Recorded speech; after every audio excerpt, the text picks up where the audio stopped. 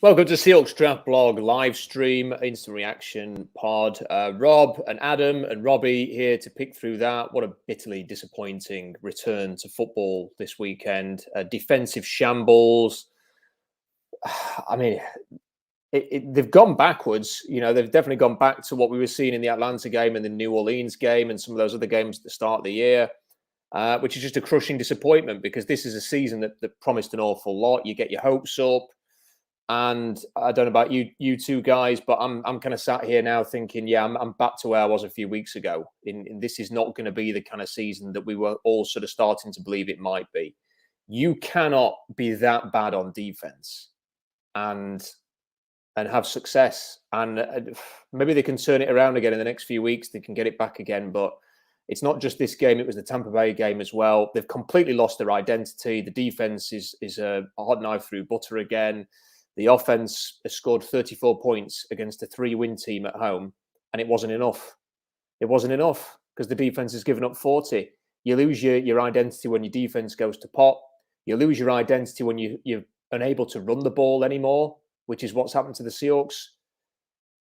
It's all gone. They've basically gone back to a team where Geno Smith either sticks 40 on an opponent or you lose the game, which is what we saw against the Saints and what we saw against the Atlanta Falcons. And you can't win football that way. And yeah, Geno had a chance to win the game at the end on a couple of occasions, had a couple of drives to get a field goal, which would have won the game, and he didn't get it done. But I don't really blame him for that because he's had no support from anybody, no running game, no defense today.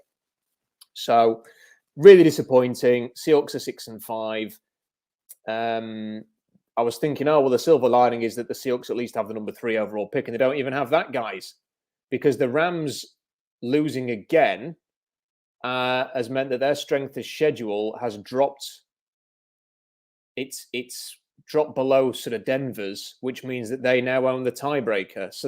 So even though the Rams are behind the Broncos, their strength of schedule is now bumped them above them. So the draft order is Houston first, Chicago second, Detroit, courtesy of the Rams, third, and Seattle through Denver in fourth. So they don't even get that, although they have moved up to fourth in the draft. So there we go. Robbie, give us a thought. Yeah, I mean, they just didn't look really well prepared to play today, did they? I mean, coming off the bye, you would imagine that they'd be a little more ready to go, but they just looked like they were back to square one from the beginning of the season on defense. And, you know, I know we put up 34 points today. I was actually not very impressed with some of the play calling today on the offensive side of the ball either. You know, there was just a lot of mistakes, and there could have been more. Geno had a couple of mistakes that could have been even worse. You know, I think just overall, it was just a really weird, disappointing game. I don't think they were ready to play today. I just kind of feel like they came in with the mindset like, oh, we just had a nice, relaxing bye week, and now we're going to come in, we're going to play a 3-7 team, and we're going to win. They're coming off an overtime, win against the Broncos. This will be no problem. And I think they overlooked the Raiders, and just incredibly frustrating game. Incredibly frustrating.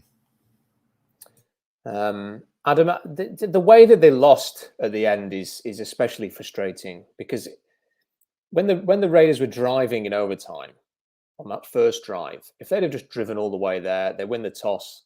Neither defense played particularly well. But if they drive down, get a touchdown, you think, maybe the Seahawks would have done it if they'd have won the toss. But the Seahawks actually stopped them at midfield. They, for some reason, tried to kick a 56-yard field goal, which was just very strange. And then you get the ball back. You don't get anywhere with it. You kick the ball back to them. They've got to go 86 yards to score a touchdown. They've got to get 40 yards to get a field goal. I'll come back to this in a little while. I think when you get to the overtime period, unless you are content to, if you've got a great defense, then fine. I would never kick it away in midfield at 4th and 5 if you've got a defense playing like that today. There's absolutely no way. I'd have had more respect if they'd have just gone for it on 4th and 5, failed to convert, and the Raiders just kick a field goal than kick. It's easy to say when you've lost, I suppose, but that's just me. But to kick it back to them and then just run right up the middle. It wasn't even a clever play. You just had your arse kicked up front. 86-yard touchdown. virtually untouched. That is, you see some, like, you can see it. You see busted coverages. You see things like that, Adam. If it was a busted coverage by a young cornerback, if it's Devontae Adams makes a play, fine. But for a running back to just run up the middle of the defense for 86 yards to lose a football game, that's unacceptable. And people are saying, well, it's the talent. They need to draft this. They need to draft that. I'm sorry, no. You cannot give up an 86-yard touchdown and 7.1 yards of carry in the running game and not have a single win off the edge in 4 and a bit quarters and say it's just on talent. It's not just on talent. Yeah, I think it's probably okay to group the last 2 defeats together, because I think at 6-3 heading to Munich, we were all so buoyant as to what the potential of the team was going to be. I reckon most of us thought, if you had to put your life savings on it, you'd say 2 wins from the Buccaneers in Munich, given where they were, and the Raiders at home. And I kind of feel like we've gone full sort of inverse Al Pacino, sort of like just when I thought I was in, they pulled me back out. And it's frustrating because I think a lot of people at 6-3 really started to allow themselves to believe that there was something potentially special here. And look, there might still be. It's a tumultuous team. It's a young team that can, it's going to be a peaks and troughs season, but it's just a really frustrating that it kind of feels like the Seahawks did a lot of the hard work they had to do to make this season potentially quite special. And they've just pissed it away a little bit in the last two games in similar manner, really. I mean, offense not too bad, no pass rush really to speak of, individual mistakes from players that you'd expect better from. I mean, I just saw a stat today that 5 players this year against Seattle have had their career high in terms of yardage. Again, I think you've got Taysom Hill, Cordero Patterson, Josh Jacobs today, and there's 2 more that I can't remember, but that's not great, is it? That suggests there's something a bit more to it than just, didn't turn up today. Yeah, and I'm going to come back to that in a second. We have got a super chat already from Jeremy. What in the living hell is wrong with our running back? It's not the running back, Jeremy. It's the blocking. He doesn't trust his blocks well enough. That's something that amid all of the great praise that he's getting, he's not trusting his blocks. Like there was a number of times in Munich where you could see that he made the wrong decision. He didn't follow what the blocking was and ran himself into trouble. But either way, the blocking wasn't very good. Teams had taken away the running game.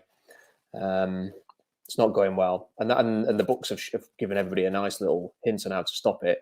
And then he says, "And Robbie, Cody Barton, man, Lord help us." Cody Barton's not good, but we knew that anyway. We knew that. Yeah, just he's not good in coverage. He's not good in run block, and he can't. Everything he does. I mean, he made one good stop today. I gave him praise for it, but other than that, it was not good. Yeah. If you have a super chat, get it in. The questions or statements you want to make. We can see you all in the live chat, but a super chat will get you on the screen with us. And if you've got a point to make, or if you want to ask us a question, then super chat away. The problem for me is that what I want this season to be is I want it to end, and I don't think it's going to end, and I didn't think it was going to end with a Lombardi being lifted even before this game, and I definitely don't think that now. But I wanted the season to end and think, right, it's just about adding talent. It's just about going and getting better. And even if they have one of their typical free agency periods where they don't really do anything, the haul of draft picks is going to help them to get some players in and improve the team. But when I watch stuff like the way that this defense has played today and the way that it's played earlier in the season, I'm worried, because I think you could get Jalen Carter and Will Anderson and plonk them on the field today. If you can't control your gaps, if you can't win up front, if your entire team cannot stop an 86-yard touchdown run to lose a game in overtime, that's a problem that goes beyond talent, and it makes me worry a little bit. Is Clint Hurt the right man? Is this setup that they've got for defense right? It makes me think again. And look, I am not saying, before anybody jumps down my throat, fire Pete Carroll, but it makes me wonder about the defense that he's supposed to be running here, which has been crap for years. It's been bad for a long, long time. How on earth do we sort of move on from that? And I mean, Adam, is it about talent and scheme coming together in another off season, or is it time to be a bit worried that this defense, okay, you could make some excuses for it at the start of the year because it's new, but they've had plenty of time together now, and this was just embarrassing at times.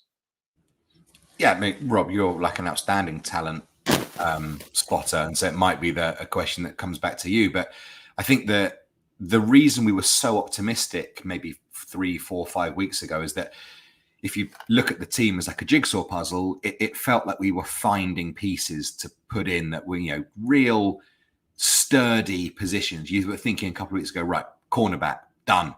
Linebacker looks solid. Offensive line looking good. The pass rush, there maybe isn't a superstar there, but as a unit, they seem to be working together. Quarterback looks terrific. And I think the reason that I'm a bit miffed in the last couple of weeks is that it just appears like some of those jigsaw pieces maybe aren't as safe in there as I felt. And I wonder, I mean, I don't know whether you think that's maybe a youth thing, or, they were playing above their skis for a while, or if it's just a case of, bad couple of games. And, we do flail when it comes to fandom in the NFL, because you get one game a week to watch, and you get very emotional. And in the half an hour after the full, the 4-0s, you get a bit pissed off. And maybe there's a bit of that, but I'm slightly concerned that maybe areas of the field that I thought were right, that's okay for next year. Perhaps there's not as much there as I thought. Can I just check, because I think one or two people are saying there's an issue with one of the mics. Is my mic sounding okay? It sounds fine. I think there's some staticky stuff on your end, though. When you muted it, we couldn't hear it anymore. Can you hear it now? Okay, right. Maybe it's fixed. Okay. Well, yeah. I think it's. I just want the team to be sort of heading in the right direction. I want the team to be heading in the right direction, and you can sort of believe it. And it's, look, as fans, you just. It's easy to say, we need this defensive lineman, we need this cornerback, we need quarterback, we need a receiver, or whatever position it is. And then you can sort of see what a draft, and you see a draft class, and you kind of read through what's available in a draft, and you think, okay, we can fill that need with this player, and we can fill, and it just sort of, I don't know, it calms your mind. You think, okay, we can solve this with this. But when it's a schematic issue, or when you worry about whether the defensive coaching staff are right, or whether you think that they've got the right ideas in place, or whether you think it's all a bit of a jumbled mess, that you've essentially got too many cooks, which has been something that has been an issue with the Seahawks in the past. Darrell Bevel and Tom Cable are both going to run the offense. Brian Schottenheimer wants to do this. Russell Wilson wants to do this. Pete Carroll wants to do the other. You've got Mike Solari with the blocking scheme, but then you've got Andy Dickerson and Shane Waldron wanting to do this. We've got a too many cook situation on defense now. And when you start thinking about those things, you think, well, okay, yeah, you can go and draft whoever you want, but if the scheme's a jumbled mess, if it's not being installed properly, if you don't actually know how to create pressure. I mean, one of the things about when this defense looks bad, I don't understand what they're trying to do. It's almost like they're trying to play without a pass rush. Like, when they've been really bad in the games they've had this year, it's almost as if they're playing without edge rushers, because you never even see anybody attacking the edge with any vinegar. You just don't see it. You don't see anybody like Max Crosby today. Max Crosby is a great player who's off the edge, trying to win 1v1. It always seems like the edge rushers are the outside linebackers, and they're playing outside linebacker, like they're playing contain. They're just sort of playing, like, we're going to be careful against the run. Okay, maybe I'll have a bit of a rush. And if you take away any kind of edge pressure, we haven't got Aaron Donald in the middle. We haven't. So where's the pressure coming from? It really just seems like the scheme is set up almost to not create any pressure at all. It's just to sort of exist on defense, to try and, okay, everybody does their role, but nobody's playing an impactful role. And then if you're then going to say, okay, we're going to blitz to try and create pressure, we're going to do this, you leave yourself exposed. And the number of times today that Derek Carr sat back and you watch like 3 interior defensive linemen just hand fighting with a blocker, not getting anywhere. And Derek Carr can just look. Okay, someone's released. They've got loads of space underneath, or Devontae Adams is now uncovered, or look at he had 2 touchdowns back to back where it's the flea flicker one, which no one's run with the guy who scored the touchdown, and then the Josh Jacobs one where nobody touched him as he basically ran round the edge and ran it in, and then you've got the 86-yard touchdown. How can you have 3 touchdowns where nobody even gets close to the guy who scores it? I mean, it's not just that your pass rushers aren't winning 1v1, and there's something seriously wrong here, Robbie. There has to be something seriously wrong here. And just sort of muddling through and saying, well, hopefully it will get fixed isn't good enough. That you have to be playing a scheme where you've got some ideas to create some pressure. Yeah, sorry, Rob, you froze on my end. I don't know if that happened for you, Adam. So I'm not really sure what your question was, but so I mean, honestly, I don't know if they're taking players that are putting and trying to do a different scheme with this 3-4 or this hybrid 3-4 where they're switching back and forth between 3-4 and 4-3, and people seem out of place.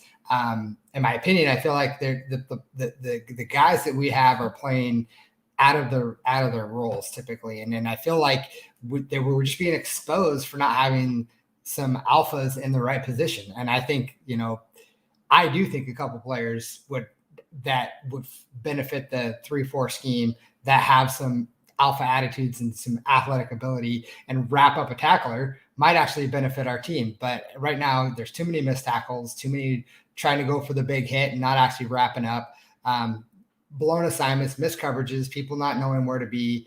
I mean, you talk about the Cody Barton thing, or, you have who was it, Darrell Taylor that gave up the touchdown in the back of the end zone, covering the tight end, rolling around, a long play. Like there's just too many guys out of position. And you said maybe Clint Hurtt's not the right guy for the coaching job. Maybe that's it. I mean, there could be multiple different reasons right now, but I mean, we need to start plugging some holes somewhere and getting some guys in the right position to make plays. I just wonder though, Adam, we can say we need to get some guys who can play the 3-4. Are we even playing a 3-4? Like, what are we playing here? Like, what is this? As I said, to me, it looks like the pass rushers aren't rushing the passer. Like, if nothing else, like just say to Darrell Taylor, right, Darrell, you've had a bit of a disappointing season. You're not really fitting into this outside linebacker role. What we're going to do is we're just going to put you on the edge, and on third down, you're going to, come screaming off the edge and you're going to get after it. That's your role. Like, he's having no impact whatsoever. And I didn't know that he was the one covering on the touchdown to Moreau. Was he the covering that one? Is that what you're talking about there, Robbie? I mean, how is that a thing? Yeah, Jordan Brooks was covering that. And something about not having safety help over that Quandre. They were talking about how Quandre Diggs should have been in that area as well, but he wasn't. I'm not really sure. But it genuinely feels like the guys like Boya Mafe, like this is what I find interesting, right? Whenever they did the graphics saying great rookie class, they never have Boya Mafe listed. It's always everybody else except Boya Mafe. And I think that's interesting, that. But the reason is because he's a pass rusher who never rushes the passer. Because the linebackers are playing the edge to contain. They're basically playing as 2 extra linebackers. Nobody's rushing the passer. It's like they play without pass rushers. It's ridiculous. So go and get Will Anderson. What's he going to be doing? Carrying the tight end downfield?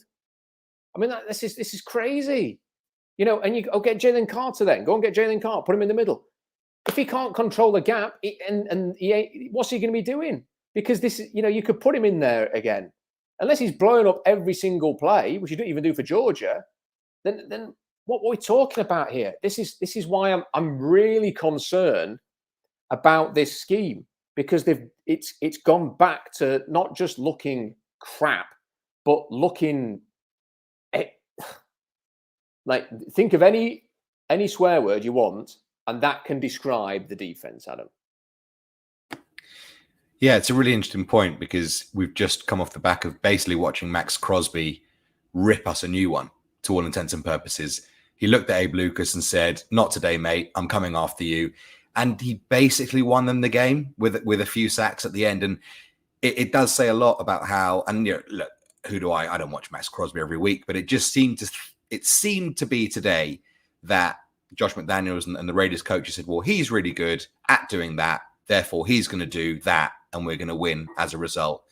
And you don't feel like there's a lot of that on the Seahawks defense. It does always feel like you've got to do 2 or 3 things. And you can do the thing that you're very good at once every 4 plays, but the rest of it, you have to do this, that, and the other. And perhaps there is just a little bit of being a bit too cute and too clever, as opposed to saying, well, look, Uchenna's been great pass rusher. Let's just get him, in crunch time. I mean, he nearly had a sack on Derek Carr before he managed to flip the ball away. I think that was just before the failed field goal attempt. But it does feel, doesn't it, that sometimes they just don't let their best players do the thing that they're best at. Yeah, it does. I mean, I just don't. I want to see them draft, an epic edge rusher as much as anybody. But if they're not rushing the passer, if they're just playing contain off the edge, if you are not putting them in a position to succeed, which they are not putting Darrell Taylor in a position to succeed as a pass rusher, they are not putting Boye Mafe in a position to succeed as a pass rusher. Uchenna woes has done a good job this year. I haven't seen him make a play in the last 2 games, so he's getting caught up in that situation as well. And I just don't understand what is the plan. I feel like I've watched 2 big sporting events over the last 3 days: England against the United States and the Seahawks against the Las Vegas Raiders. And on both occasions, the team I've been rooting for, I haven't had a clue what they're trying to do. Like, you just sort of sit there and you're thinking, what am I watching here? What is the plan on defense? And again, go and draft whoever you want. You can't play defense this way. The difference between giving up 576 yards today, they gave up nearly 600 yards of offense today. They gave up 283 rushing yards. The difference between that and being a good defense ain't 1 top 10 pick, ain't 2 first-round picks. It ain't 2 first-round picks and a second-round pick. It ain't. 3 rookies are not making the difference there. You have got to be better. You've got to be better than this. You have to be. And the Raiders' defense was terrible, but at least they had Max Crosby rushing the edge to make some plays. It's not good enough, and it's really concerning. It's really concerning. Mike has sent a super chat in. Thank you, Mike. Do you think there's any potential free agents that should be on our radar? Well, Robbie, we've talked about this, haven't we? There should be. Deron Payne would be a good one, I guess, and people like that. But they don't have much money. If you want to keep Geno Smith, hey, maybe we need to maybe towards the end, we need to sort of talk about what they should be doing with the draft picks now. Again, that's not to say anything against Geno Smith, but if you really, if you pay Geno Smith $30 million next year, you ain't got any money to spend. You ain't got any money to spend. I've said it a million times. I think they budgeted to have a rookie quarterback next year, which would have enabled them to spend a bit of money on the rest of the team. But if they're not doing that anymore, then Robbie, how do you improve this team? Well, I still think you could, I'm going to go back and say, I don't know if there's any free agents that we can actually target right now. It really depends on what their plan is with Geno Smith and Drew Lock and, kind of how the draft falls. But I do think there are rookies that can come in and make impacts for us. We've seen it already happen with Tariq Woolen and, other players coming in and making an impact. I worry that they're going to overspend on their own free agents and not really tap too much into the free agent market this upcoming year. I think that would be my biggest fear. And I think we have a habit of overpaying our own guys. So for me, I don't think there's any player that I could think of off. I'd have to go look at the free agent list. I'm sure there are players that I would be like, ooh, I'd love to have them on our team. But being a realist, we're not going to be able to afford that to get those players. Got another super chat here from Kyle. Thank you, Kyle. The Seahawks can't be the bullies until they control both sides of the line and dictate the terms of the game. They need an infusion of talent on the D-line and the interior O-line. That's certainly been an issue, Adam, the last couple of games. The Buccaneers ran the ball at will. Tom Brady, no pressure. Same with Derek Carr and Josh Jacobs today. And they can't run the ball. Seattle, they've stopped being able to run the ball. You can't win that way, and you can't play Pete Carroll football that way, Adam. But do you think they're gonna, have they got the discipline to say, we want to build the trenches? I know they did it this year. Are they going to do it again next year in the draft, or are they going to revert to, doing the kind of things that led to them drafting the players that they drafted between 2016 and 2021? It's a great question, and I think ultimately it's going to depend on what they think. What do they see as talent? They've drafted 2 great tackles. I think Abe Lucas didn't have his best game today, but I think he was ill on Friday. So let's give a rookie a pass, because a rookie tackle is going to have bad games. They haven't really drafted an explosive defensive lineman since Frank Clark. I think that's probably fair to say. So, and you would have to assume it's not for the want of trying. They're not just, going at, well, he looks amazing, but we just won't draft him. So either there's an evaluation thing that's happening there, or maybe they just think that they've got enough faith in their own scheming and strategy that they can coach anyone up. I think we probably know for a fact that Pete Carroll thinks that, doesn't he? That, he's so fervently loyal to his scheme, his staff, his ways of coaching, that he probably thinks he can turn and Tariq Woolen's probably an amazing example of that, where he has done it. But for every Tariq Woolen, there's so many names that it has. LJ Collier. Well, yeah, I mean, LJ Collier, is Amadi, Marquise Blair. I mean, there's so many of them. And look, that happens to everyone. But it's tricky, because ultimately, when we looked at the roster at the start of the season, we didn't think that it was going to be much cop, and they managed to pull it together, and they've got 6 wins. And we're now thinking, well, have they regressed to what we thought they were going to be, or are they underperforming? Did they at once overperform, or are we kind of ultimately just seeing what this team is? And, there's been plenty of times where I've seen, Rob, people have said to you, change the title of your blog. It's not a rebuild. It is a rebuild. There's loads to do to make this team a championship team. None more so at quarterback, to be honest. There's a massive decision that needs to be made there. But there's a lot of players that, for a championship team, albeit now there's a lot of parity and anyone can beat anyone, but in a normal championship year, there's loads of work to do. And that's fine. It's annoying to have lost today, but, it is what it is, ultimately, as boring as that is to say. I think the frustrating thing for me, apart from everything I've talked about with the defense, which I just feel like, with 3 games now in Atlanta, New Orleans, and Vegas, and look, Vegas I think are better than the other 2, but they were still the 3-7 win team, and 2 of the wins come against Denver. So they are just such winnable games, and if the defense had just played a bit bad, then you'd have won all 3. But they didn't even play bad; they were absolutely Titanic sinking level awful. Like, it's just, how do you play that badly, on defense, at this stage in the season? It's just, without sort of having, horrendous injuries and missing a load of players. It doesn't make any sense.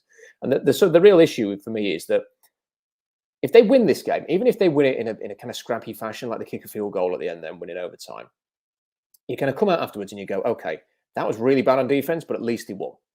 And let's look forward to the Rams game, and that should be a win. And hey, they could be 8-4 after that. And you suddenly start thinking, wow, I can't wait for this, and I can't wait for that, I can't wait for the next game. And you start, I spent the last 2 weeks just thinking, God, Sunday. So I tell a bit of a lie. It was England World Cup game against Iran, England World Cup game against United States, and then the Seahawks game. But I was so excited for it. And now I'm thinking, oh, that Rams game is just going to be such a boring watch, because you expect them to win, and they either will, and you'll be kind of like, they should have won, or you'll think, oh my God, they've lost to the Rams without like half their team. Like, that's just not exciting to think about. So that's really disappointing. Just as they got our hopes up, they send it sinking back down into the depths. This one from K Soon. Rob, does this change your draft pick choices? We'll come back to that case soon, because I think we need to talk a little bit about, quarterbacks versus defensive linemen, et cetera, et cetera. And we said we'd come back to that at the end. So rather than dig into that now, we'll come back to that a little bit later on. There's a couple of other super chats I want to get to. Max says, agree on everything you've said about the D, but how do we fix it, Rob? We've tried switching scheme, had new coaches. What do we do? I've got a theory, Robbie, and thank you, Max, for your super chat.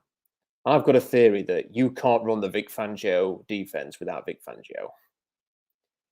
You see, so many teams have tried to do it. Look at what's happening to Brandon Staley at the Chargers.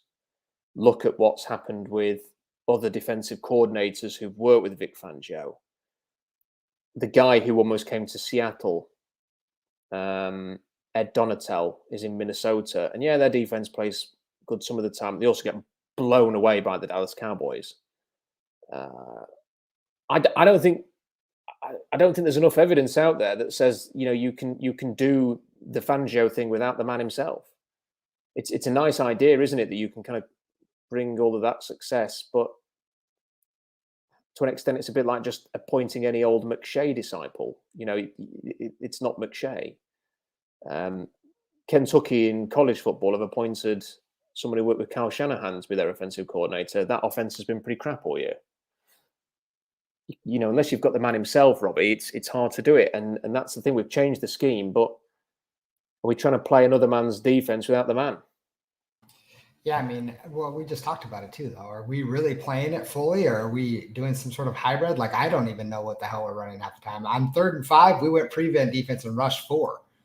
On 3rd and 5, I don't understand that at all. So for me, I have no idea what kind of defense we're running. You know, I don't see these exotic blitz schemes or anything like that. Nothing seems like they're not sitting corners or safeties for blitzing very often. You don't see different looks every time, and it feels very basic. So I don't know if we've gone back to kind of that 4-3, or are we really running his system? But you might be right. Maybe the reason why we're switching it up is because we see it in practice, and it's because we don't have the man himself. I'm not really sure. I don't have an answer for that. I just feel like we're getting the worst of all worlds, really. The worst of both worlds, as Alan Partridge would say. We're just adamant. This doesn't feel good. This doesn't feel sustainable. You know, I don't feel like, you know, when I think of a Fangio defense, I think of, you know, really physical man coverage. I think of pass rushing. You know, Robert Quinn played in the Fangio scheme last year with Sean Desai, and he got 18 and a half sacks. You know, Denver created pressure. Everybody's created pressure wherever Fangio's gone. Like, the Seahawks are creating no pressure. There's no consistent pressure. Even when they've kind of had sacks, they've kind of come in little bunches. They've kind of just they've happened, or maybe it's a coverage sack or something like that.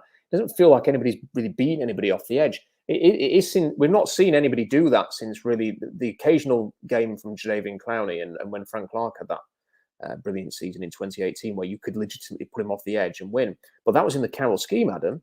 And I kind of feel like I'd almost rather see that. You know, just put somebody off the edge. And if you've only got one, then we've seen it happen with Chris Clemens and Frank and to an extent Jadeveon Clowney, and people like this have had that success.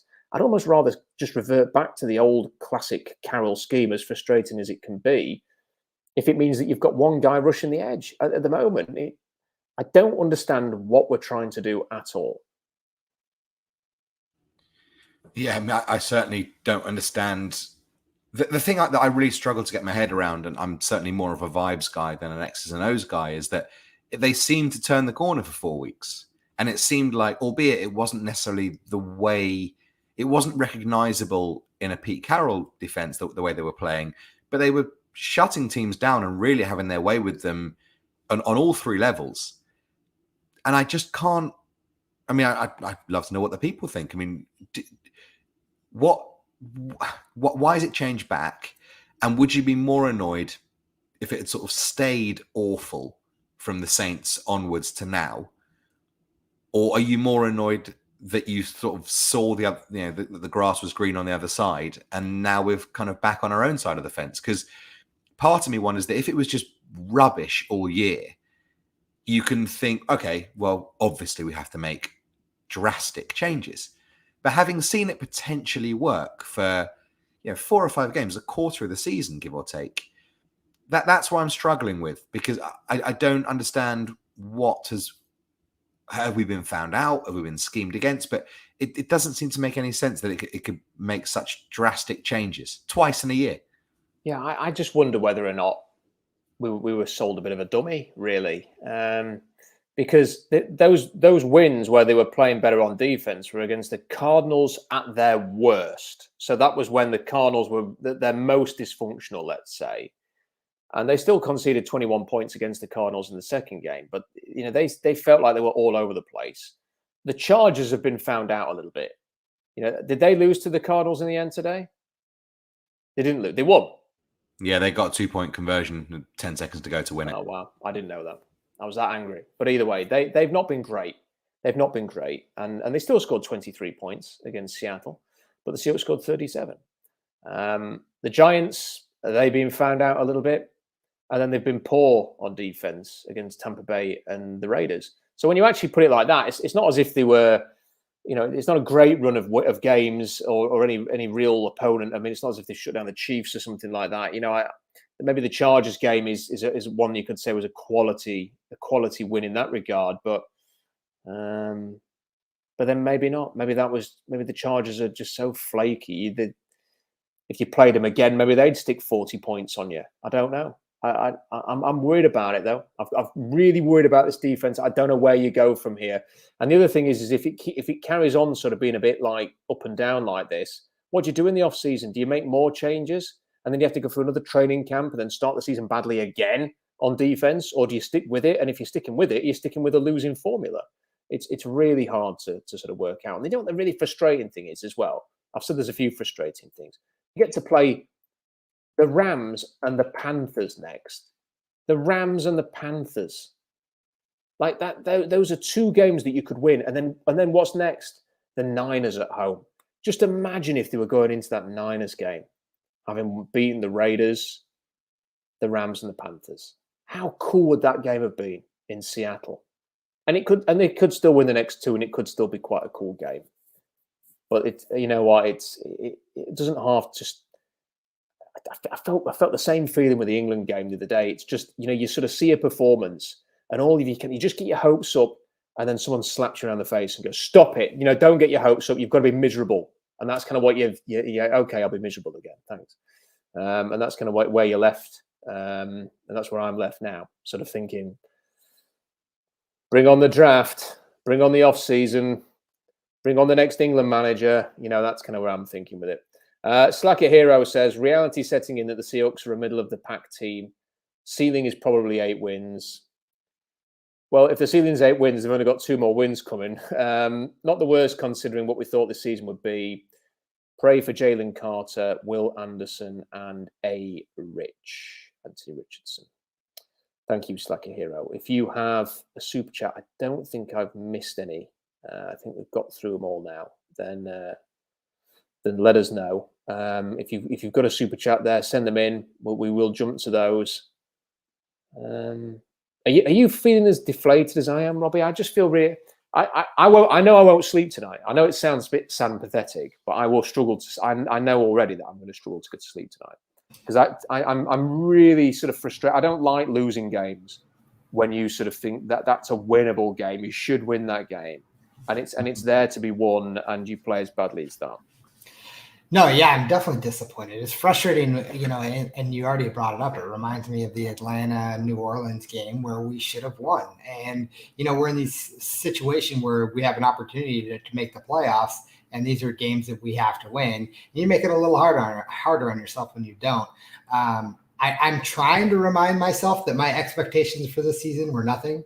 Right? I'm trying to remind myself that, hey, I didn't expect to win this many games, and we've already exceeded my expectations. So I should be happy with that. But the thing is, I bought into the team, right? I started buying into the idea behind actually Geno playing well and, our rookies leading the way and all these things. And last 2 games have been really kind of just I'm just going to say it. It's been like a dick punch. It's not pleasant at all. And it's been frustrating to watch. And so, they have to right the ship now, and it's got to start with the Rams. And maybe they can turn it around. I mean, we did have a good, 4-game stretch there where we were playing really good defense and, had turned it around. I'm not really sure what's happening, but they need to get back to that. And we're scoring a lot of points. I just want to see this team succeed. And it's really frustrating when you can, and you just end up losing. I hate losing. Yeah. I think that's the thing really. before the season, expectations were here, but I kind of feel like you can't dip your toe into being better than beyond expectations. You've kind of got to, if you're going to go beyond expectations, then go beyond expectations. Like the worst thing you can do is not be so crap that you miss out on the really high draft pick that we all thought the Seahawks were going to get, but then not be good enough to actually do anything, that warrants actually sort of sticking around. Like what's the benefit really in picking 21st overall next year, let's say? By getting to the playoffs, getting your ass kicked in the first round, and then saying, "Well, that was fun," or even like right now, they're not even in the playoffs. They've got the 16th overall pick, I think it is, or something like that in the first round. What's the point in having the 16th overall pick? Either have a pick that means that you got qualifying for the playoffs, or have a top 10 pick. Who wants to pick 16th? It just seems you're kind of caught between two things there. And that's a little bit frustrating for me. I will say one thing. I started the day off really well watching the Panthers beat the Broncos. For me, I really enjoyed that. I know, but that's the thing. That was a good start for the day. Terrible football, but a great way to start. Yeah, it was, but sadly, that's as good as it got. And then that tankathon thing, it just teases you. You kind of think, okay, so the Broncos will be picking third overall if the Raiders win. And then you sort of see that the Rams have sort of jumped ahead of them. The bloody Rams of all teams, giving Detroit that sort of third overall pick. So you don't have that anymore, which is frustrating. But, how are you feeling, Adam, before we kind of move on to a different topic? Because I'm going to take this very badly. How are you going to take it?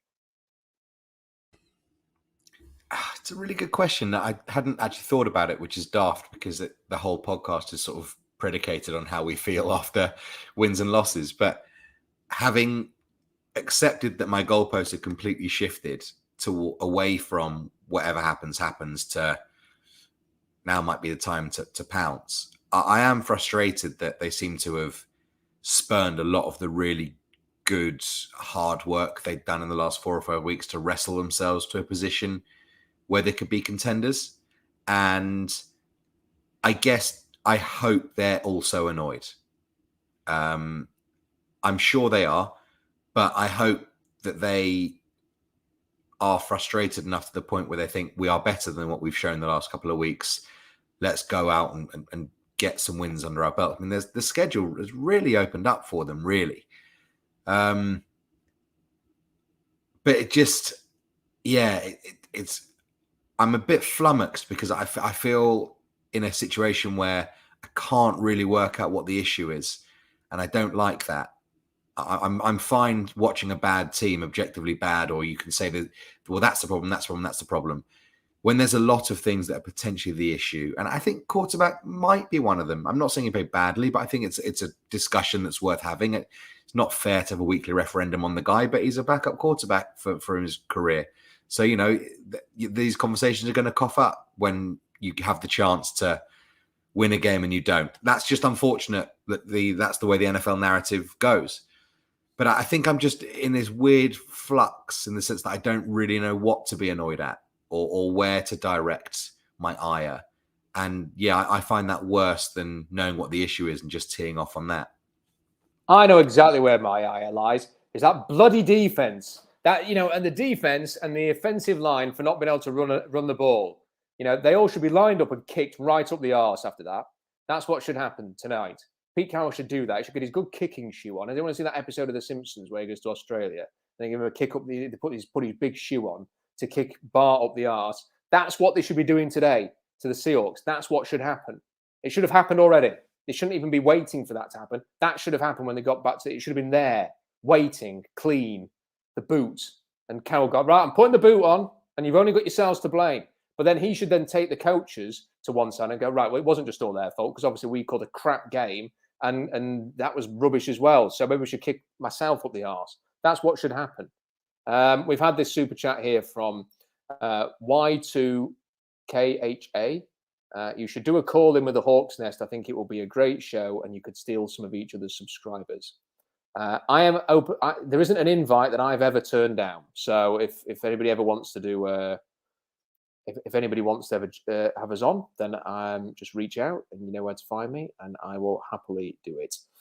Kyle R says, I'm not British, so this might be a bit off, but I believe the last 2 games have been a kick to the Bullocks.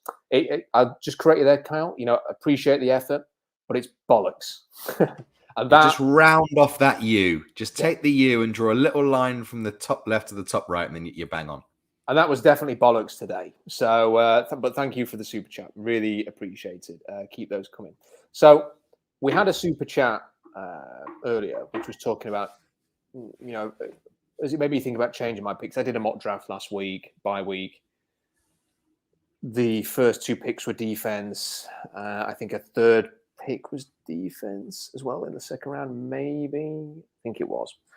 Yeah, it was. So if that person was asking me if I changed my mind, I suppose what he means is, it comes down to that first pick and the offense. Now, here's the thing. I don't know how much college football you two have seen happen over the weekend. It was a massive weekend of college football. CJ Stroud didn't get the job done again. He threw 2 interceptions at the end of the game. It was a very typical CJ Stroud performance in that he had some very pretty, beautiful throws. He also had his hand held throughout the game. He was constantly looking at the sidelines. And he had 2 interceptions at the end, and he couldn't win a big game. That is very CJ Stroud. Everyone's saying Bryce Young and CJ Stroud are like QB1, QB2. I don't think that, but that's what the mainstream media and Twitter thinks. Bryce Young played well in his win, but he's 5'10" and 185 pounds. And I think that Will Levis will be viewed very highly, but I also appreciate that just because I think that, who's to say that the teams picking first and second overall don't think that? And I also think Anthony Richardson is going to go early, but again, who's to say that the teams at the top don't think that? There's at least a possibility that Houston, who have got connections to New England, Nick Caserio is their GM, might say, we don't rate these quarterbacks. We're not going to take one first overall. Our defense is shocking. We'll go and sign Jimmy Garoppolo. We'll then draft Jalen Carter or Will Anderson first overall. If you're picking 4th overall, there's then a chance that Will Anderson or Jalen Carter comes off the board before you pick because somebody else does that. When there's only 2 of them, and if you pick 4th, there's 3 picks before you. So there's a chance that 2 of those picks could go defense. Then what do you do? Because I don't know any other defensive lineman worth the top 5 pick. But I think you can make an argument for the quarterbacks in the top 5. That's the question, Robbie. Ultimately, if you end up in this range and the top 2 defensive linemen are gone, I don't know if you can just turn to the next defensive lineman on your board and go, okay, we'll just take him. Because anyone who watched Clemson at the weekend, Clemson's defensive line's been crap for the last few weeks. They got their asses kicked by Notre Dame running the ball. I've just seen 4 and a bit quarters of that. I don't need any more of that. Miles Murphy didn't do anything yesterday again. The spelling Brian Bressee's playing like 6 snaps a game. Like, who are you taking at 4 or 5 if Jalen Carter and Will Anderson aren't there? You almost feel obliged to take a quarterback there. And yet, I don't blame Geno Smith at all for today. He had no running game, no defense. He did make some good throws. He also tried his best to turn the ball over as many times as possible. But he has not been the problem this season. And he wasn't the problem today. But you could get to a point in that top 5 where you are not placed to draft Jalen Carter or Will Anderson. And then what you're going to do? That's a big question, Robbie. Well, we have to remember, too, this is a luxury pick, right? I mean, this is one of the picks that Denver gave us for Russ. And if you have the opportunity to take a franchise quarterback in the top 4 picks who can sit behind Geno Smith, I think you do it. I know that I know that we need defensive line. I know we need to do that, but we have plenty of picks left. I still think this is a luxury pick. The opportunity to get a quarterback to sit behind Geno for a couple of years, a year or two, it makes a lot of sense. And I think if that's how the draft falls, because I imagine Chicago is not going to draft a quarterback. I think they're going to give Justin Fields every opportunity to keep winning games, and they seem to be rallying behind him. And, Detroit's absolutely going to take a quarterback. See, you're left with, if Houston doesn't take a quarterback, then that leaves you one of the quarterbacks that, you've just said a bunch of names. For me, I would hard pass on CJ Stroud all day. But I mean, I think you have an opportunity. The downside with drafting quarterbacks is they're no guaranteed, right? I mean, there's a lot of top quarterbacks that get drafted that don't pan out. And so you run that risk. But I mean, you run that risk with any pick. But if you have the opportunity to possibly grab a potential quarterback for the future, I think you take it. Yeah, I mean, I knew as soon as you get onto quarterbacks, you get silliness in the comment section. Levis is not anything like Zach Wilson. Let's just make that very clear. It's just hard about him, isn't it? Because you kind of watch that today and you think, okay, the one person who was not the one person because he turned it over twice, but Geno Smith was not the problem today. And if you want to see the team winning games like that, they need to go and draft impact players, especially if they can't go and spend a lot of money in free agency. And they've never really done that, have they? I mean, I say that Deron Payne would be a nice option earlier in the stream, but they've never really gone after anybody like that and thrown down, $20 million a year on a free agent, have they? They've never done that. So if you're not going to do that, then it's the draft. And yeah, if you draft a quarterback and they can come in and they can sit there for 2 or 3 years or a year or whatever it is, it's an investment in the future and it sounds great. And I'm not against that at all. But it ain't going to make a jot of difference. The game we've just seen today could happen again 3, 4, 5, 6 times again next year. If we're all sat here again next year and the Seahawks are 6-6, 7-6, 6-7, and still blowing games like they are now, people are going to be like, well, what good's that quarterback? Especially if Geno Smith isn't the problem. If Geno Smith's doing what essentially he's been doing this season again next year, and you've got a quarterback sat on his backside looking at a Microsoft Surface, and your defense is still a shambles, that's going to be really hard to take.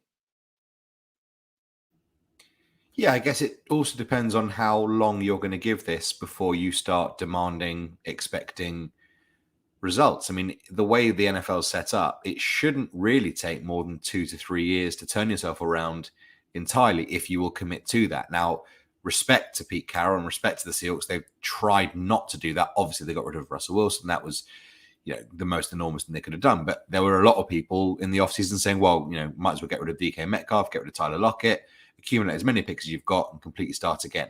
Fair play to them. They've chosen not to do that. But in a way, that might be a way that sort of prolongs the time it takes to turn yourself around and become a championship team again, because you are sort of clinging on to the good that you've got.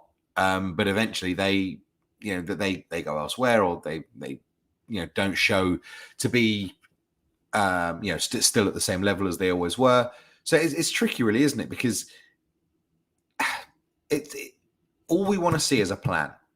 Is that fair? I think we want to see what the plan is, and we want to know that there is an idea and a structure for getting this team back to being a Super Bowl contender, which really they've not been for 10 years, to be honest, or give or take 10 years, unfortunately, 8 years. But I think my worry is that I thought I'd seen the plan in the last 4 or 5 weeks, and then in the last 2 games, it just feels a little bit fuzzy again. And I hope I'm not being overly reactionary and looking at a result and a performance saying, well, throw the baby out with the bathwater. But that's where I am at the moment, being a bit frustrated with the whole situation, because what I thought I'd seen the glimmers, and maybe I'm not seeing them anymore. I think the thing we have to understand about this draft is when you look at sort of previous drafts, there's not kind of like the scenario that I just pitched, which was like if Jalen Carter and Will Anderson have gone, then you kind of basically left looking at the quarterbacks. The thing that this class doesn't have is that sort of, amazing receiver or, fantastic offensive lineman that you can sort of pivot to or sort of look, the alternatives. So, I was kind of looking at other drafts, even in the draft this year, which did not have a very good top end, Trevon Walker was the number 1 overall pick. But, you could make a compelling argument for an Aiden Hutchinson, a Derek Stingley, a Kayvon Thibodeau, and there was 3 offensive linemen taken in the top 10. So you had like other appealing options. In 2021, you had, if nothing else, Kyle Pitts, Jamar Chase, and Jalen Waddle all went in the top 10. Patrick Surtain went in the top 10, and Micah Parsons was like number 11 overall.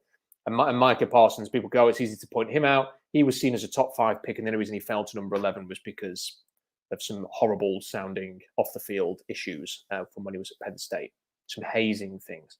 So you had a bunch of options and alternatives there, that you could go, oh, I can get behind that.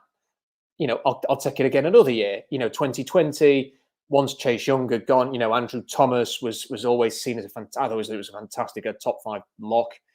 You had Derek Brown, the defensive lineman. I liked Isaiah Simmons. You had people like CD Lamb. There was a lot of people there that you could go, again, I can rally behind this. And then in 2019, your Quinnen Williams, who just had a fantastic final year at Alabama. Boy, do the Seahawks need somebody like that right now. Devin White, who was a top 5 pick. I really like TJ Hawkinson. I know it hasn't really worked out, but again, players that you can say, I can get behind sort of them in the top 10 range. And with this draft, I'm really struggling, Robbie, to find players that I can say, I am comfortable banging the table for them in the top 10. I think it really is down to quarterbacks, Carter and Anderson. And everybody else is going to make up the numbers.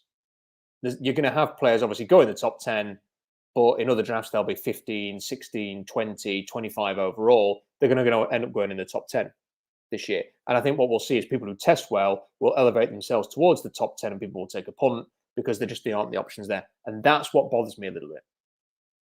That ultimately, if you are not getting Carter and Anderson, you have very little choice, I think, if you're going to pick as early as 4 overall, but to say, F it, we're going to take Anthony Richardson and just sort of sit him for 2 or 3 years because what's the alternative?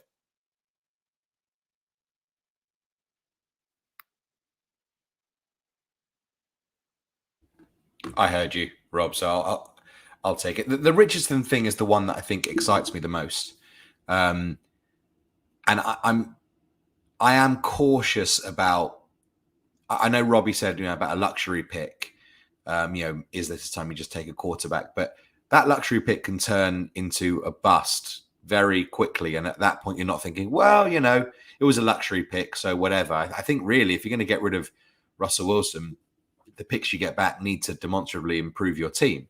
To be honest, I don't think I can get on board with the idea that a top 5, top 10 pick can be not a throwaway. I know Robbie wasn't saying that, but this idea that, well, you can take a bit of a gamble. I think if anything, it needs to be the surest fire pick you can make. You've been given a position where you never expected in your wildest dreams to have off the back of it. And I think you really need to cash in.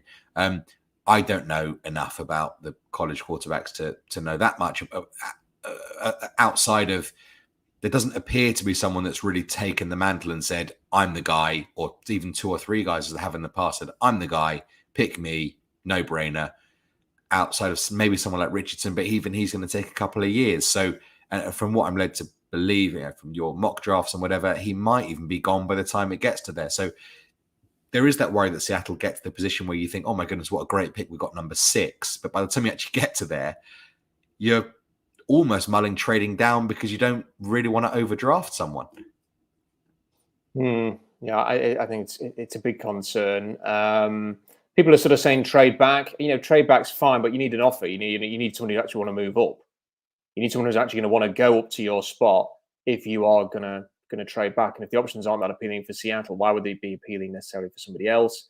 Yeah, if you can get a huge haul and trade back a few picks, yeah. But if you're just sort of taking yourself out of, this range of players to go back to a place where the players are just a bit worse for a 3rd round pick, it doesn't really feel like much of an offer. Got this super chat here from David. Hey, Rob, I think a lot of us defer to you on the draft. If Anthony Richardson's upside is Josh Allen and he's available, we have to take him right. Possibly so. I think Anthony Richardson has got that potential. I think he's a combination of Lamar Jackson as a runner and potentially, Josh Allen as a thrower, and with all the inconsistencies that those two players come with as well. I'm not suggesting that he's just the positives of those two. I mean, anybody who saw the Florida State game will see a quarterback who made some amazing plays and also has some misses, and he needs to work on things. But I just think he's such an exciting player. People are asking Levis versus Richardson. I think if you need a player to start quickly, you take Levis. If you've got a player that you can sit for a couple of years, you take Richardson. That's how I would view it, because Levis is already going to be 24 as a rookie. That's the decision I would make there. I can see we've got onto the Michael Penix section of the live stream because the comment section is full of questions about him. All I would say is that people have to you have to know these schemes. You have to know the scheme. Nothing summed it up better for me than the fact that Tennessee lost Hendon Hooker and still stuck 40-odd points on Vanderbilt, who've basically been the informed team in college football over the last few weeks, because their scheme is king. And if Penix heads for the NFL, I bet you anything Washington's production and offense is really good again next year with a different quarterback. The scheme dictates a lot of things. So, I don't know. Robbie, it all just feels a bit meh today. It just feels meh. Yeah. Sorry, earlier there, you guys froze. I'm not really sure what happened. Maybe I'm having some internet issues. It's very meh. I mean, it's again, I am stoked to be in the top 4 with Denver's pick. I think that just keeps getting better and better. But really wanted to win today just to kind of sweeten the pot and make it a little nicer of a day. Frustrating to lose in that fashion, especially when you put that many points up at home. Frustrating to see that many Raider fans in the stands too. I mean, I remember going to games and those Raider fans, they come out of the woodwork, man, all the time. So I was kind of hoping that wouldn't be the case, but I saw them all over the place. Just kind of a blah day for sure. I think ultimately at the end of the day, I caught what Adam was saying about like the luxury pick, what I was saying. And what I meant like it is a luxury pick, but I went with that is like with the luxury pick, you have an opportunity to take a quarterback in the future and say, look what we gave up Russell Wilson for, all these other players we got, and we possibly could have gotten our quarterback in the future with that quote unquote luxury pick. Again, there's no surefire pick, so it doesn't really matter. But I mean, if there's an opportunity to take it, I think you have to jump at it. Yeah, they need a lot of things. They need a lot of things. It's been nice that they've been able to get the wins that they have, and they kind of give us a bit of maybe a bit of a false dawn there. But I don't know. I'm almost a little bit uncomfortable, Adam, by the fact that I've just sort of suggested that they need a lot of things. I think there was a lot of clarity this year, which enabled them to approach the draft with a clear mind. I think if you start getting into the whole "what should we actually be doing" thing conversation, it becomes a problem. Yeah, but I think outside of maybe offensive tackle,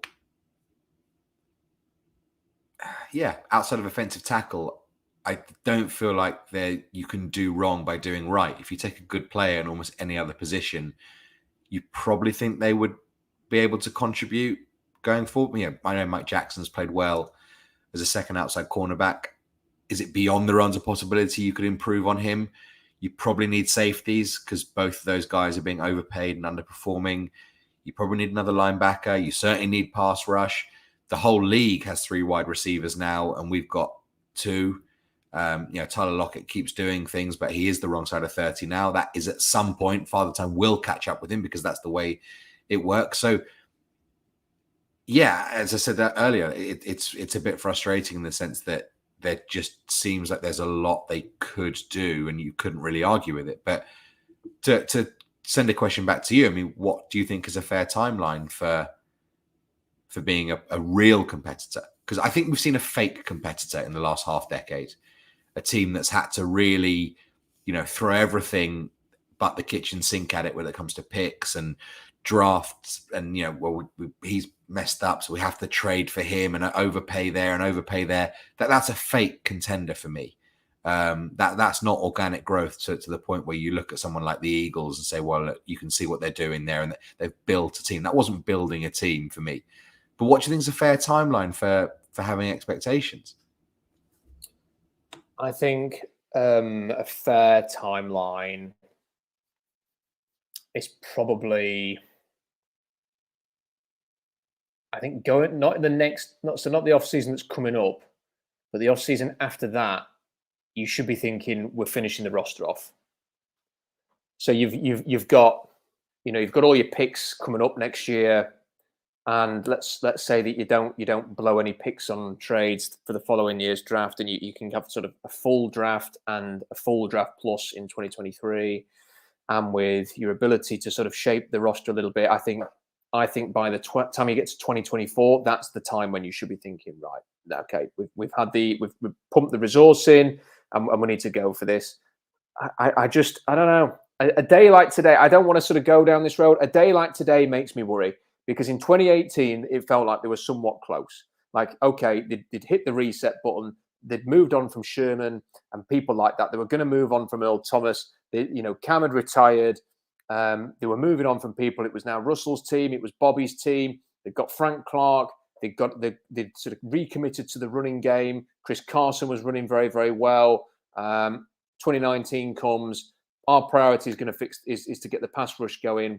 And what does that involve? It means trading away your one pass rusher and then drafting LJ Collier in the first round, and then trading for Jadeveon Clowney a few months later, then not re-signing him. So basically blowing a third round pick on a rental. And then the following year, deciding that Benson Mayo and Bruce Irvin were adequate options for your pass rush. That's what worries me, because I get this real sense that we're going to get to the end of the offseason and they're going to say something like, we've got to be more disruptive. We've got to get the pass rush going. Well, they've been trying to do that for 19, 20, 21, 22, for 4 off seasons. It's been the 5th off season in a row that they're going to say that.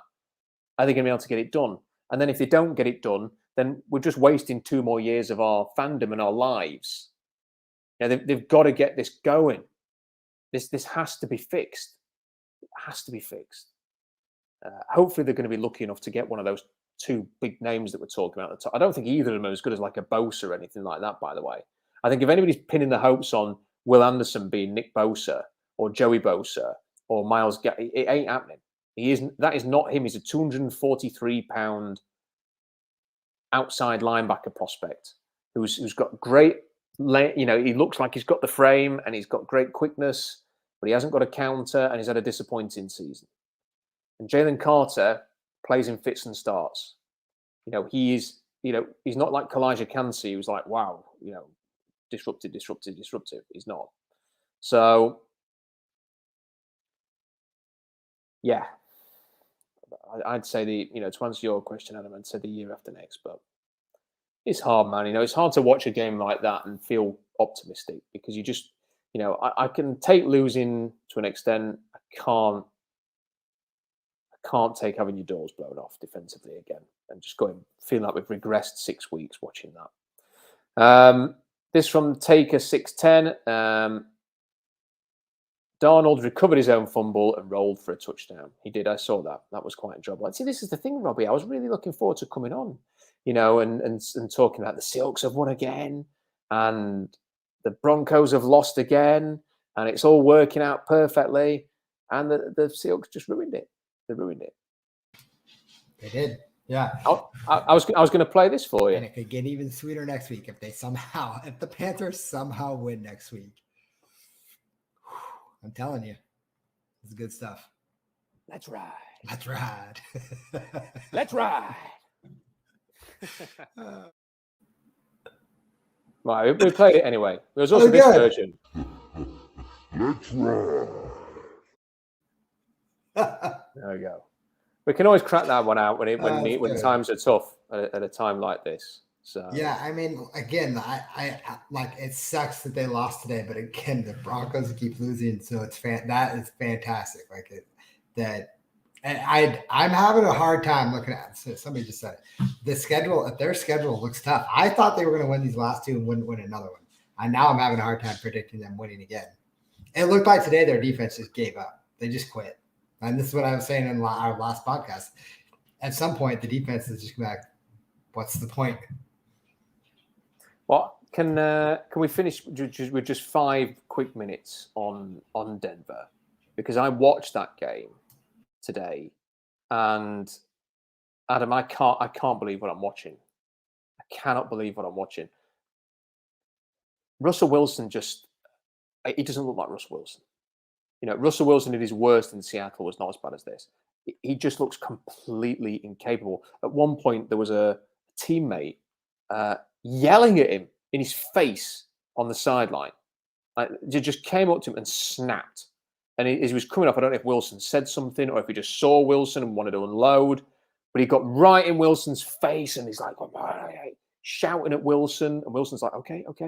And they backed off. They got that arse's kicked today by the Carolina Panthers. I mean, it wasn't a close game. The scoreline wasn't as close, was closer than the game was itself. It was such a routine win for Carolina, who never got out of second gear. They just coasted to a win against Denver. I cannot believe how bad Will. I mean, the thought of being a Broncos fan right now and thinking we are tied to this guy until 2026, when they will be able to spend £31 million to get out of his contract. That's the out. It's a $31 million dead cap hit. You are facing 4 years of this just to be able to rip up the contracts and rebuild. You've got to wait for. Like, we could have the rebuild this year, but they're not calling their podcast the rebuild for 4 years, even though they're in a rebuild. I mean, it's staggering. And what Robbie said there, he doesn't know if they'll win another game. I don't know. They might fire Nathaniel Hackett and get a bit of a boost, but I'm close to agreeing with him on that than I ever have been at any point this year. They are just utterly dreadful, Adam, and it's so shocking that they're this bad. I really wonder what they were doing giving him the contract before the season started. There didn't appear to be any real need for it. Now, I know that, Mark Rodgers likes to get the contracts done early, and I can semi-understand that if you're in the same place that you kind of need to be placated. But Russell Wilson waived his no-trade clause to go to Denver. So you'd have to assume that he would be very happy to give them at least a year before entering into negotiations. And it strikes me as, look, we're never going to know this. But I just wonder if the guy has utterly crippling self-doubt and is so nervous about his own perception that the Broncos thought, well, look, we need to offer this guy an olive branch and a half to sort of make him feel like he's the man. Because he's, for the first time in his professional career, he's exited the echo chamber that Pete Carroll, I guess, curated for him. And, we know that Pete Carroll treated him differently. We've whatever you want to think about the defenders that criticized Carroll and Wilson for that, we know that Pete Carroll did that. And I guess maybe for good reason, because the guy seems like he's absolutely racked with self-doubt at all times that needs to be loved. And look, I'm not going to lie, in my professional world with what I do, I'm not a million miles dissimilar. I need positive reinforcement at all times. That's just the way in which I react better. So I don't blame him for that at all. But I just wonder if that contract was them really bending over backwards to try and make the guy happy. And I don't know, can you really do that in such a cutthroat business, the NFL? Because they've knackered themselves. Like if they'd had this year without the contract, they could have said, we properly drop one, but it's only 2 first-round picks. And once we get past this draft, it is what it is. But they're knackered for years. I think they would have cut him in the offseason if they hadn't given him the contract. That's how bad he has played. I mean, maybe they give it another year with a different coach, but I think the staggering thing is Robbie, is that for a player who essentially wanted a divorce from Seattle because he wanted to do things his way, he wanted to have more control, who felt that once he'd been released from the shackles, and I had real sympathy for him with this, and I'm not, and listen, and people are sort of, Russell Wilson might not be any good on his own, but that's not to say that the Pete Carroll way is going to prove to be the right way either. Maybe the Seahawks have been better off trading Russell Wilson and changing Pete Carroll. That will be seen over the next few years what they do with these picks. We might be sat here in a couple of years going, nobody won this trade because they didn't get rid of Pete Carroll. So that's to come. But right now, the Seahawks have won the trade. But to get back to this point, he wanted to go to Denver to do things his way, to have the control, to have the sort of I'm the main man, I'm going there to win an MVP, Robbie. I mean, how could it be so? It's not just gone a bit wrong. It's got to the point where he looks like a.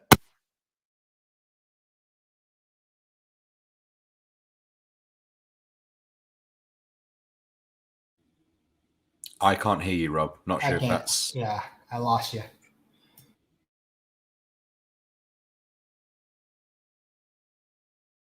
You were just building up to the crescendo of the point as well. Russell Wilson's hacked you.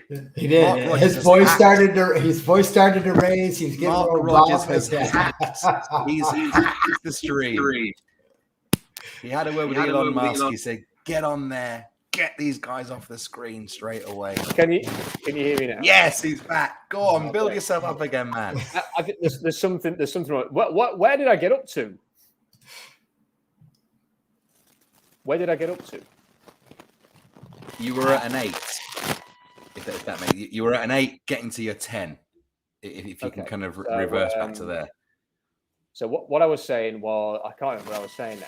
So it's just unbelievable how he has ultimately gone from, I want to go here, I want to be the MVP. I think he's playing like the worst quarterback in the league right now, and it's gone so wrong for him that it's gone so wrong for him that I wonder what he thinks in his head. Like this is somebody who's constantly like, I want to be the best ever. Like I want to. He's basically destroyed what was a Hall of Fame career. Because I think a year ago, everyone would have said he's going to be in the Hall of Fame. He changed the game, shorter quarterback, everything like that has worked for him. There's no chance now. Like he will not go into the Hall of Fame because of what's happening right now, unless he repairs this and gets back to a level. He won't get any MVP. He will never be in the MVP conversation. He won't win. He won't get any more Super Bowls. I can't remember a situation where everything has gone wrong.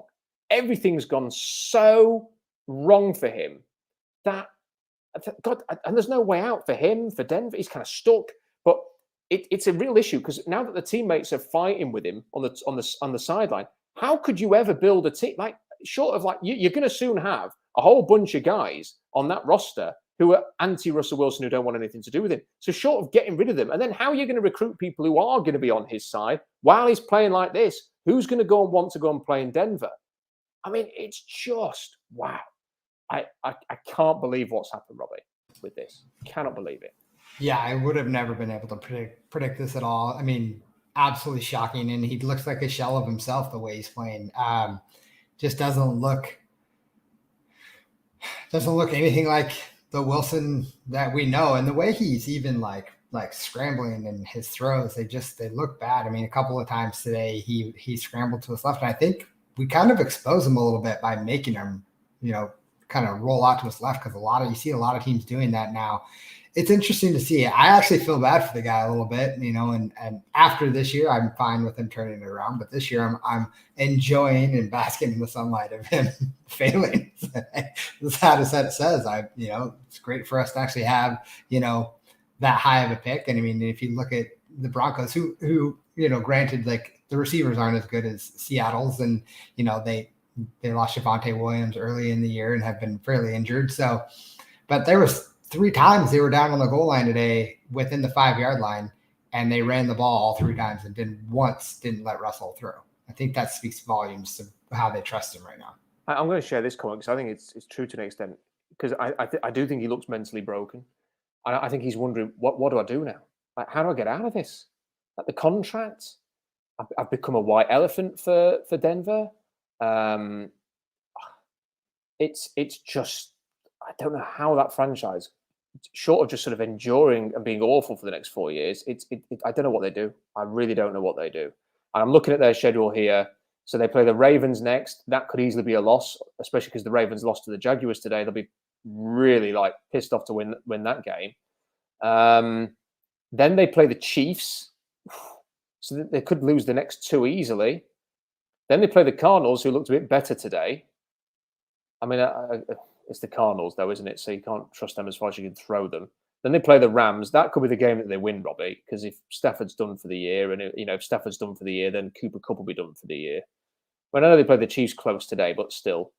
If Aaron Donald's healthy, he always has a good game against Russell Wilson. By the way, I can tell you what I won't be doing on Christmas Day, and that's watching the Rams against the Broncos at 9:30. Although maybe I will, because it's the draft position thing. But I can't imagine there'll be many people who are ruining their Christmas Day by watching that crap show. And then they play the Chiefs again, and they finish with the Chargers. So the idea of them losing out is not completely ridiculous, but at the absolute maximum, I think there's a win or two there.